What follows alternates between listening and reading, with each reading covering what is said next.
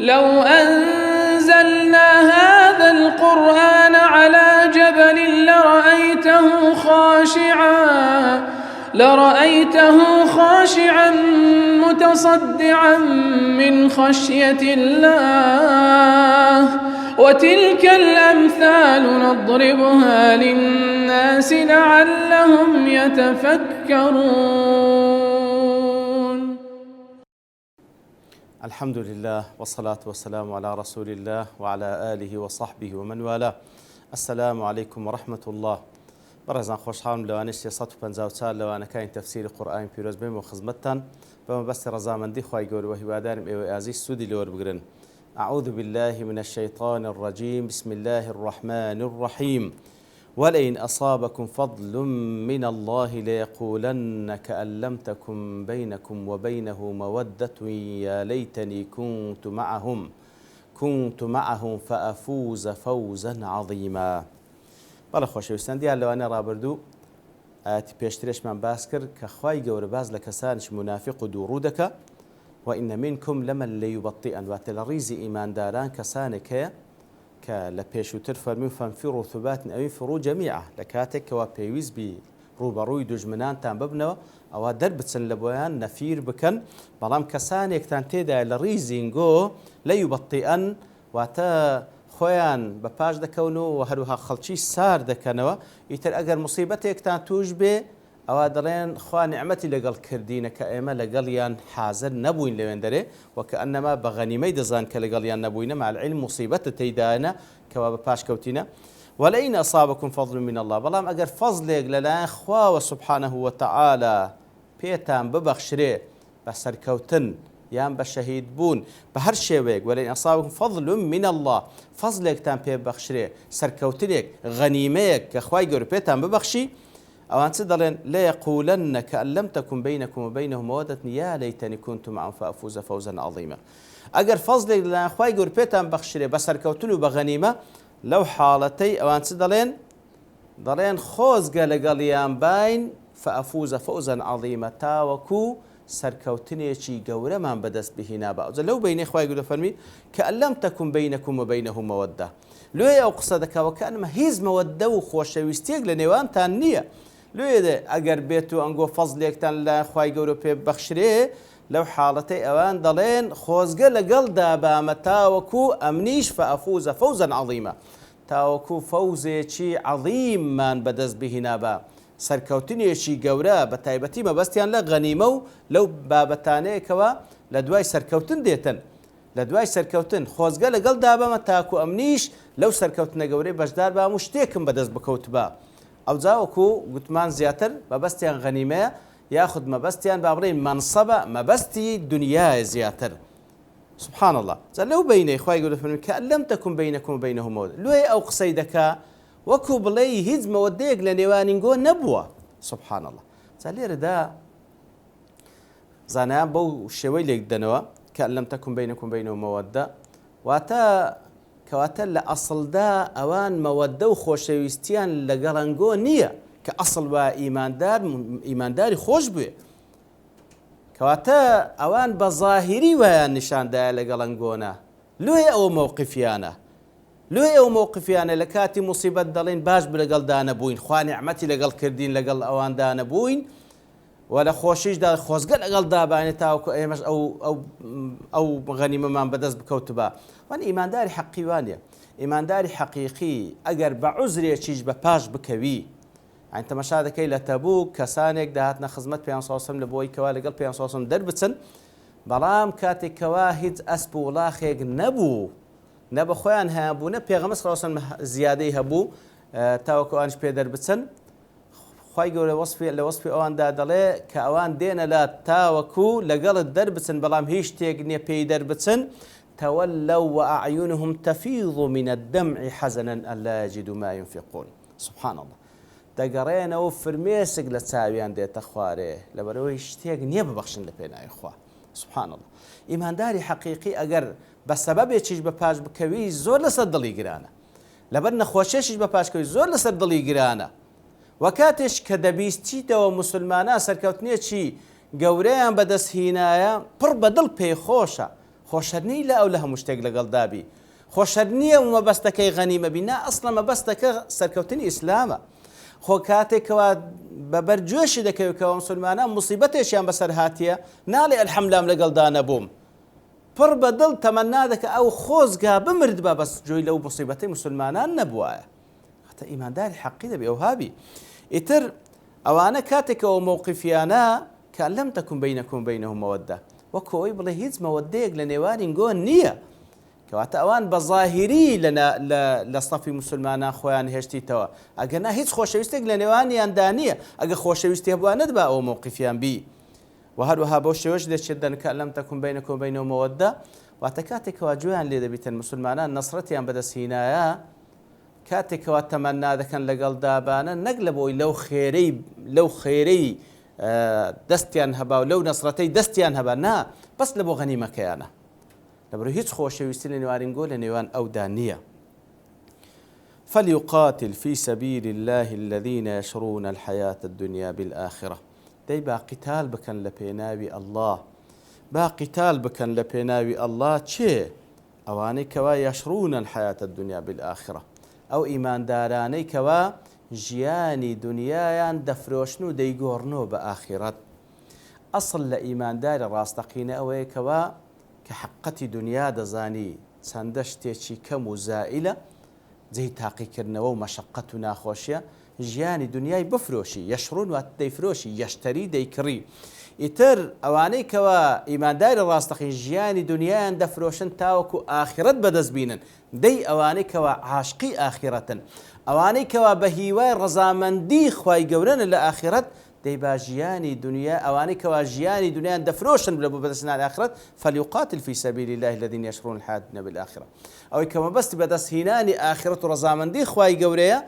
دەی با قیتال بکا لە پێناوی خوای گەورە سبحانه وتعالى دیارە وەکو لەو ئاتان لە ئاتریش بکە باز لە قیتالە وەکو گوتمان ئەو قیتالێکەوە لەسەر منهاجی پێغەمبەرە صلی الله عليه وسلم و لە کات و ساتی خۆیتی قیتالێکەوە ظاهرا بە حساباتی بەشەری بە شێوەیەکی وابیتن کەوا مەسلەحەی زیاتر بی لە مەفسەدەی نەک لە 100% بزانی ئەو مسلمانانەی کەوا قیتال دەکەن لە 100% هەمووی دەفەوتێن شتیوا نەبووە بەڕاستی بەهەر حاڵ فليقاتل في سبيل الله الذين يشرون الحياة الدنيا بالآخرة ئەوانەی کەوا ژیانی دنیایان دەفرۆشن لە بۆ بەدەستهێنانی ئاخرەت با قیتال بکەن لە پێناوی خوا سبحانه وتعالى ومن يقاتل في سبيل الله هەر کەسێکیش لە پێناوی خوا بجەنجێ وەکو گوتمان لە پێناوی خوا مەبەستی ڕەزامەندی خوای مەبەستی بەدەستهێنانی ڕەزامەندی خوای گەورە مەبەستی ئەوە بیتن بەچی بەدەستهێنانی ڕەزامەندی خوای گەورە بەدەست دێ بۆی کەوا قیتالەکە لە پێناوی بەرزکردنەوەی لا إله إلا الله بی لە پێناوی بەرزکردنەوەی منهەجی الله بی سبحانه وتعالى لە پێناوی بەرپابوونی حکمی شەریعەت بیتن ومن يقاتل في سبيل الله هەر کەسێک قیتال بکا لە پێناوی الله فيقتل أو يغلب ئیتر بکوژرێ یان سەرکەوی فسوف نؤتيه أجرا عظيما کات هەر کەسێک لە پێناوی خوا قیتال بکا سبحانه وتعالى ئیتر چ بکوژرێ یان سەرکەوتن بەدەستبینی کە وەکو لە سوڕەتی ئەتەوبە بە ئیحدى الحسنەیەینی لێک دایتەوە خوای گەورە سبحانه وتعالى دەفەرمێ پێیان بڵێن هەل تەرەبەصون بنا إلا إحدى الحسنەیین ئەنگۆ چ چاوەڕوان لەمە دەکەن ئەی دوژمنان ئێمە دوو شت لە پێشمانە هۆردووچی حوسنایە هۆردووچی زۆر چاکە یان سەرکەوتنە لە بۆ دینی خوا بەدەستدەینین یان ئەوە تە بە خۆمان دەکوژرێن و شەهید دەبین لەو پێناوەی کەواتە لێرەش دەفەرمی هەر کەسێک لە پێناوی ئەڵڵا قیتال بکا ئیتر بکوژرێ یان یەغلب یان ئەو زاڵبی بەسەر دوژمنەکەی و سەرکەوتن بەدەستبینی فسوف نؤتيه أجرا عظيما أو بالتأكيد بيجمان ليردال بالتأكيد فسوف لدا هاتو ئەوە ئەزر و پاداش تێکی زۆر گەورەی دێن تەنها خوا دەزانی چەندە خوا بە قسمەتیان لایەکمان بکە ئەو پاداش کەواتە فسوف نؤتي أجرا عظيما وەکو پێ صلی الله عليه وسلم لە حەدیث صحیحدا باز دەکات ئەوانەی کەوا جیهاد دەکەن لە پێناوی خوای گەورە 100 دەرەجە بەس لە بۆ مجاهیدینە لە بەهاشت چەندین دەرەجات هەیە لە بەهاشت 100 دەرەجە تەنها لە بۆ مجاهیدینە حەسەب نیەتەکانیان و حەسەب ئەو جیهادەی کە کردیتیان ئیتر ئەوەی لە پێناوی خوا بجەنجێ زەرەر ناکا بە هیچ شێوەیەک یان دەکوژرێ پلەی شەهیدی بەدەستدەین یان سەرکەوتت بەدەستدەین لە بۆ دینی خوای گەورە سبحانه وتعالى لە هەردوو حاڵەتیش خی گەورە دەفەرمی ئەجر و پاداشتێکی زۆر عەظیمی پێدەبەخشین. وما لكم لا تقاتلون في سبيل الله. وجا خی گەورە سبحانه وتعالى بصيغة تعجب دەفەرمی وما لكم لا تقاتلون في سبيل الله، بەرچی قتال ناکەن لە پێناوی خی گەورە. والمستضعفين من الرجال والنساء والولدان، لە پێناوی خوا لۆ ناجەنجێن و هەروها لە پێناوی ئەو کەسانەی کەوا مستضعفن، واتە ئەو کەسانەی کەوا ژێردەستن، ئەو کەسانەی کە لاوازن ناتوان دیفاع لە خۆیان بکەن و لە ژێردەستی بێباوەڕان ماینە، کە زیاتر وەکو زانان دەفەرموو باونەی یەکەم کەس کە لە سەریان جێبەجێ دەبێ و ئاتانە ئەو مستەضعفانە چێ بوون؟ ئەوانەی کەوا لە دوایەوە کە پێیان سەڵ سەلم لەگەڵ موسڵمانە هیجرەتی کرد لە بۆ مەدینە، کەسانێکی مستەضعف ئیتر بە تەمەن ئیختیار لە پیاوان و لە ئافرەتان و لە منداڵان کە نەیان دەتوانین دەربچن لە مەکەی، یاخود کەسانێکەوە گەنجیش بوون بەڵام کافرەکان زوو پێیان یانزانی کەوا بەتەمای هیجرەتەن دەستگیریان کردن، ئیتر لۆ لە پێناوی ئەوانە ئەنگۆ ناجەنجێن. ئەوانەی کەوا پێغەمبەر صلی الله علیه و سلم کە پاشەوەی چووە مەدینە ئەوجا پێغەمبەر صلی الله علیه و سلم دوعای لۆ دەکردن، قنوتی دەخین لە نوێژە فەرزەکان، اللهم ئینجی الولید، اللهم ئینجی. چەندین